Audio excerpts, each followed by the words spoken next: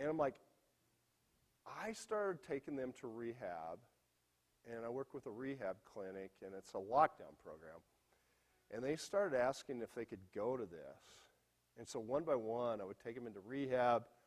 Super a lot of work because you have to visit them in there, and it's totally worth it and fun. But then a lot of times a relapse and back and forth. But I mean, after about a year of this, I'm like, holy cow, we have almost all these kids off drugs. There was all but 4 kids at that point that were completely off drugs.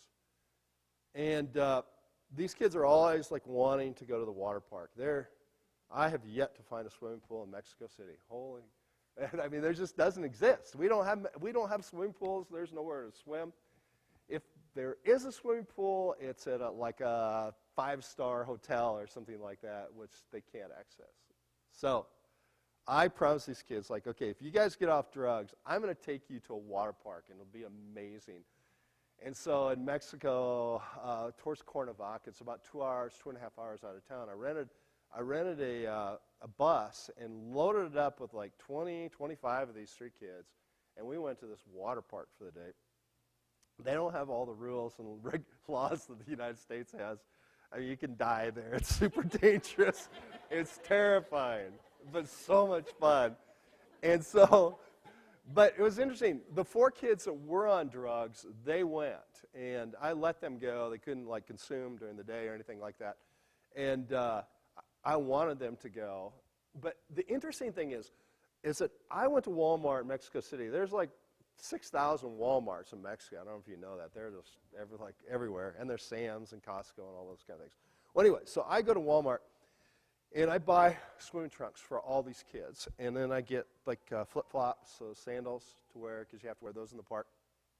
And the crazy thing happened when we got into the park. Like, they all like jumped into the water, and they absolutely disappeared.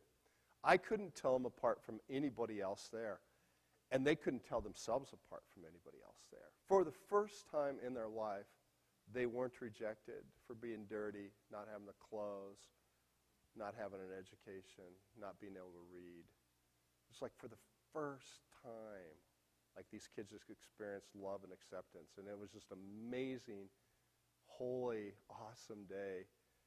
I went back the next day just to like take them some chicken and hang out, like, hey, what do you think of the water park?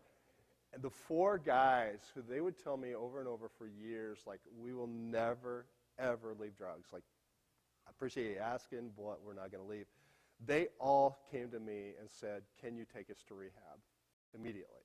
We are ready to leave. I'm like, oh, man, that's amazing. They're like, why? All of a sudden, they're like, I don't know, we just want to go to rehab. Well, I know why.